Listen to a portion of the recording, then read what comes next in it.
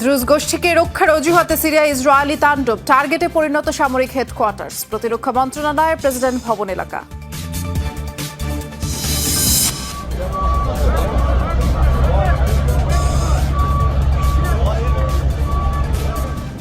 ইরাকের শপিং মলে ভয়াবহ অগ্নিকাণ্ডে ৬৯ জনের প্রাণহানি, অনেকে নিখোঁজ।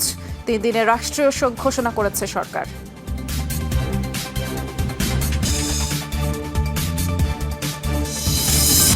ব্রিটিশ কর্মকর্তার ভুলে যুক্তরাজ্যে আশ্রয় প্রার্থী ১৯,০০০ আফগান নাগরিকের গোপন তথ্য ফাঁস, ঝুঁকিতে আবেদনকারীদের জীবন, বলছেন আইনজীবীরা।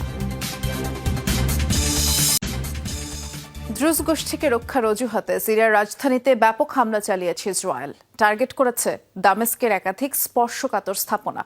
বোমাবর্ষণ হয়েছে সামরিক হেডকোয়ার্টার্স, প্রতিরক্ষা মন্ত্রণালয়, প্রেসিডেন্ট ভবনের কাছাকাছি এলাকা। বুধবারের অভিযানে কমপক্ষে ৩ জনের মৃত্যু হয়েছে, ৩৪ জন আহত হয়েছে। হামলার শিকার সঈদা সহ সিরিয়ার দক্ষিণাঞ্চলে আরও কয়েকটি এলাকা।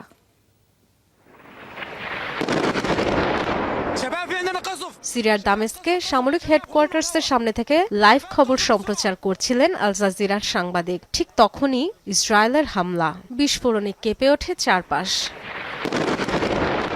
সোয়েদায় উত্তেজনার মধ্যেই সিরিয়ার রাজধানীতে ইসরায়েলের জোরদার হামলা। টার্গেট দামেস্কের একাধিক স্পর্শকাতর এলাকা। বিমান হামলার শিকার সামরিক হেডকোয়ার্টার্স, প্রেসিডেন্ট প্রাসাদ সংলগ্ন এলাকা এবং প্রতিরক্ষা মন্ত্রণালয় ভবন। বিবৃতি দিয়ে অভিযানের তথ্য নিশ্চিত করেছে ইসরায়েলের প্রতিরক্ষা বিভাগ IDF। সোয়েদা সহ সিরিয়ার দক্ষিণাঞ্চলীয় আরও কয়েকটি এলাকায়ও চালিয়েছে হামলা। দ্রুজ সম্প্রদায়কে রক্ষার অজুহাতে অভিযান চালিয়ে যাওয়ার ঘোষণা দিয়েছে নেতানিয়াহু প্রশাসন। বুধবার সীমান্তবর্তী অঞ্চল পরিদর্শন করেন ইসরায়েলের সেনাপ্রধান ইয়াল জামির। সিরিয়া অংশেও ঢুকে পড়তে দেখা গেছে ইসরায়েলের সামরিক বহর। একই দিন সিরীয় সরকারের সাথে সমঝোতার ঘোষণা দেন দ্রুজ নেতা শেখ ইউসুফ জারবৌ। সোয়েদা থেকে সেনা সরিয়ে নিতেও দেখা যায় সরকারি বাহিনীকে। দ্রুজ, বেদুইন ও সরকারি বাহিনীর ত্রিমুখী লড়াইয়ে উত্তপ্ত অঞ্চলটিতে যুদ্ধবিরতি কার্যকরে রাজি হয়েছে বিবদমান পক্ষগুলো, এমন দাবি করে যুক্তরাষ্ট্রও। সোয়েদায় দ্রুজ ও বেদুইন গোষ্ঠীর পরস্পরের বিরুদ্ধে অপহরণের অভিযোগের জেরে শুরু হওয়া সংঘাতে পরবর্তীতে জড়িয়ে পড়ে সরকারি বাহিনী। অঞ্চলটিতে ৫ দিনের সংঘাতে এ পর্যন্ত ৩ শতাধিক মানুষের মৃত্যু হয়েছে। দ্রুজ সম্প্রদায়কে রক্ষার অজুহাতে সিরিয়া জুড়ে তাণ্ডব চালাচ্ছে ইসরায়েল। এবার তাদের সাথে যোগ দিতে সীমান্ত পেরিয়ে সিরিয়ায় ঢুকে পড়েছে গোলান মালভূমিতে বসবাসরত দ্রুজরাও। দাবি, নিজ সম্প্রদায়ের পাশে দাঁড়াতেই এই পদক্ষেপ তাদের। সিরিয়ায় বসবাসরত দ্রুজদের রক্ষা করতে ইসরায়েল সরকারের প্রতি আহ্বানও জানায় তারা।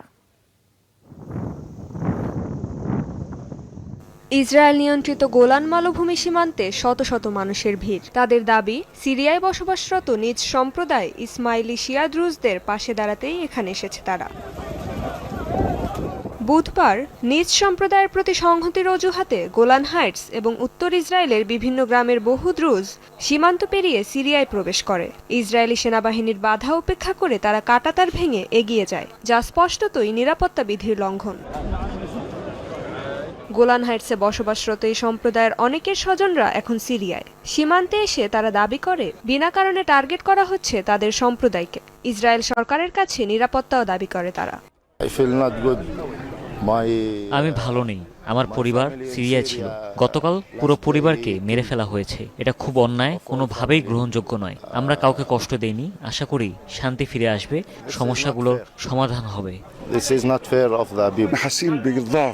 আমার স্ত্রী, চাচারা এখনো সিরিয়ায়। ঘর থেকে বের করে লুটপাট করে ঘরে আগুন দিয়েছে। আমি কিছুই করতে পারছি না। এটা খুব কষ্টের। দ্রুজ সম্প্রদায়কে রক্ষার অজুহাতে সিরিয়ার ভূখণ্ডে বিভিন্ন সময় হামলা চালিয়েছে ইসরায়েলি সেনাবাহিনী। সুয়েদায় চলমান সহিংসতার জেরেও হামলা চালানো হয়েছে সেখানে। এবার সেই সংঘাতেই সরাসরি অংশ নিতে উগ্রপন্থী এসব দ্রুজ সীমান্ত পেরিয়ে ঢুকে পড়েছে সিরিয়ায়, যা পরিস্থিতিকে করে তুলছে আরও ঘোলাটে। রেজবানা সাইমা, যমুনা নিউজ।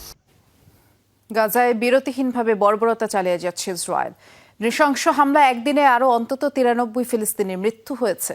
ত্রাণ সংগ্রহ করতে গিয়ে 30 জনের মৃত্যু হয়েছে। প্রত্যক্ষদর্শীরা জানান বুধবার ইসরায়েল নিয়ন্ত্রিত ত্রাণ বিতরণ কেন্দ্রে ফিলিস্তিনিরা প্রবেশের পর চত্বরের গেট আটকে দেওয়া হয়। টিয়ার গ্যাস, পিপার স্প্রে ছোড়ে নিরাপত্তা বাহিনী।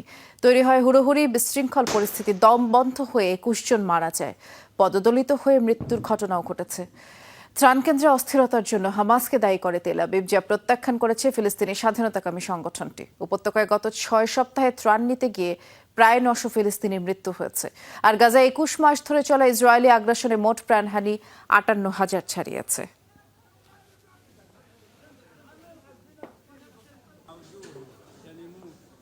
ইরাকে একটি শপিং মলে ভয়াবহ অগ্নিকাণ্ডে কমপক্ষে 69 জন প্রাণ হারিয়েছেন, অনেকেই নিখোঁজ। 3 দিনের রাষ্ট্রীয় শোক ঘোষণা করেছে সরকার। বৃহস্পতিবার দেশটির পূর্বাঞ্চলের কুদস শহরে এই মর্মান্তিক দুর্ঘটনা ঘটে। ওয়াসিদ প্রদেশের গভর্নর জানিয়েছেন 59 জনের পরিচয় নিশ্চিত হয়ে গেছে, তবে একজনের শরীর এতটাই দগ্ধ হয়ে গেছে যে ডিএনএ টেস্ট করাতে হবে।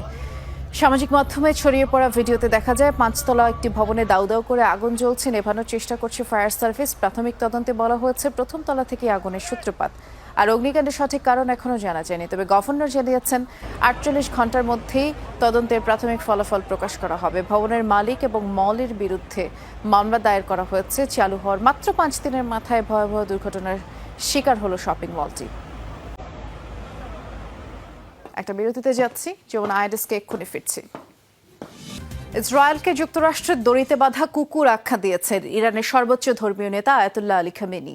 বুধবার এক ভাষণে বলেছেন, যে কোনো নতুন হামলা মোকাবেলায় ইরান প্রস্তুত। ইসরায়েলের সাথে 12 দিনের সংঘাতের দেয়া জবাবের চেয়েও বেশি সক্ষমতা রয়েছে তেহরানের, এমন দাবিও করেন খামেনি। বলেন, ইরান কখনো শত্রুর সামনে দুর্বল নয়, কারণ সামরিক সহ প্রয়োজনীয় সব ধরনের সক্ষমতা তেহরানের রয়েছে। কাতারে মার্কিন ঘাঁটিতে ইরানের মিসাইল হামলার প্রশংসা করে তিনি বলেন, আমেরিকার স্পর্শকাতর স্থানে অভিযান তেহরানের সক্ষমতার একটি নমুনা মাত্র। যুক্তরাষ্ট্রের প্রেসিডেন্ট হিসেবে দ্বিতীয় মেয়াদে দায়িত্ব নেওয়ার পর থেকে ডোনাল্ড ট্রাম্প পারমাণবিক চুক্তির জন্য চাপ দিচ্ছে ইরানকে, তবে শর্তে রাজি না হলে কোনো চুক্তি নয় বলে অনড় অবস্থানে তেহরান। যুক্তরাষ্ট্র ও তার বাঁধা কুকুর ইহুদি সাম্রাজ্যকে মুখোমুখি মোকাবেলায় আমরা প্রস্তুত। একটি জাতি, একটি দেশ, একটি সামরিক বাহিনীর এই আত্মবিশ্বাস রয়েছে, আর সেটাই সবচেয়ে গুরুত্বপূর্ণ। ইহুদি রাজ্যটি একটি ক্যান্সার এবং আমেরিকা তার অপরাধের সহযোগী, কিন্তু আমরা যুদ্ধকে স্বাগত জানাইনি এবং সংঘাত চাইও না। তবে শত্রুপক্ষ আঘাত করলে জবাব বিধ্বংসী হবে, সে বিষয়ে যেন সবাই অবগত থাকে। দ্রুজ সম্প্রদায়ের নিরাপত্তা ও স্বাধীনতা নিশ্চিত করাকে সর্বোচ্চ গুরুত্ব দেবে সিরিয়া, এমন মন্তব্য করেছেন দেশটির প্রেসিডেন্ট আহমেদ আল শারা। ইসরায়েল সংখ্যালঘু সম্প্রদায়কে হাতিয়ার হিসেবে ব্যবহার করে দেশকে অস্থিতিশীল করে তুলতে চায় বলে অভিযোগ করেছেন তিনি। তবে কোনো ষড়যন্ত্রই সিরিয়ায় বিভক্তি তৈরি করতে পারবে না বলে সাফ জানিয়েছেন প্রেসিডেন্ট আহমেদ আল শারা। সিরিয়ার সংখ্যালঘু দ্রুজ ও বেদুইন সম্প্রদায়ের সংঘাতের 6 দিনের মাথায় প্রথমবার ক্যামেরার সামনে দেশটির প্রেসিডেন্ট আহমেদ আল শারা। টেলিভিশনে সম্প্রচারিত ভাষণে আহমেদ শারা সিরিয়ার বর্তমান অস্থিতিশীল অবস্থার জন্য সরাসরি ইসরায়েলকে দায়ী করেন। বলেন, ষড়যন্ত্র করে দেশে বিভক্তি তৈরির পায়তারা করছে তেল আবিব। যুদ্ধ ও ধ্বংসাত্মক কর্মকাণ্ডকে উস্কে দেয়া হচ্ছে বলেও অভিযোগ করেন সিরিয়ার প্রেসিডেন্ট শারা। বাশার আল আসাদের পতনের পর থেকেই সিরিয়ার স্থিতি ও সংহতির বিরুদ্ধে ষড়যন্ত্র করে চলেছে ইসরায়েল। আবারও আমাদের পবিত্র ভূমিতে বিশৃঙ্খলা সৃষ্টি করতে চায় তারা। জাতীয় ঐক্যকে ভেঙে ফেলতে চায়, যাতে জাতি হিসেবে আমরা মাথা উঁচু করতে না পারি। অভ্যন্তরীণ সংঘাতের জেরে দ্রুজ সম্প্রদায়কে হাতিয়ার হিসাবে ব্যবহার হতে দিবেন না বলে জোর গলায় বলেন প্রেসিডেন্ট আহমেদ শারা। যুদ্ধে জড়ানোর চেয়ে সিরিয়ার নাগরিকদের নিরাপত্তা নিশ্চিতই তার কাছে সবচেয়ে গুরুত্বপূর্ণ বলে উল্লেখ করেন তিনি। দ্রুজ সম্প্রদায়কে উদ্দেশ্য করে বলছি, আপনারা সিরিয়ার অবিচ্ছেদ্য অংশ। এই ভূমি কখনো বিভাজনের ক্ষেত্র হবে না। আপনাদের অধিকার ও স্বাধীনতাকে সর্বোচ্চ অগ্রাধিকার দেওয়া হবে। আমরা সবাই এক ভূখণ্ডের অংশীদার। কোনো বহিঃশক্তিকে সিরিয়ার এই সৌন্দর্য ও বৈচিত্র্যকে নষ্ট করতে দিব না। সংঘাতের কেন্দ্র সোয়েইদাতে শান্তি প্রতিষ্ঠায় বিভিন্ন পদক্ষেপ নেওয়া হয়েছে বলে জানান আহমেদ আল শারা। বাশার আল আসাদের পতনের মাধ্যমে দীর্ঘদিনের গৃহযুদ্ধ শেষে দেশে নতুন কোনো যুদ্ধের বিপক্ষে তিনি। সোয়েদা অঞ্চলে স্থানীয় ও দ্রুজ নেতাদের গুরুত্বপূর্ণ দায়িত্ব বন্টন করে দেওয়া হয়েছে। সিরিয়াকে নতুন আরেকটি যুদ্ধের দিকে ঠেলে দেওয়া যাবে না। তা না হলে পূর্বে সরকারের রেখে যাওয়া জঞ্জাল সাফ করে সামনে এগিয়ে যাওয়া সম্ভব হবে না। সিরিয়ায় গেল ডিসেম্বরে বাশার আল আসাদের পতনের পর দ্রুজ ও বেদুইনের এই রক্তক্ষয়ী সংঘাতই সবচেয়ে বড় সহিংসতার ঘটনা। তাসরিয়ান সোবহান, যমুনা নিউজ।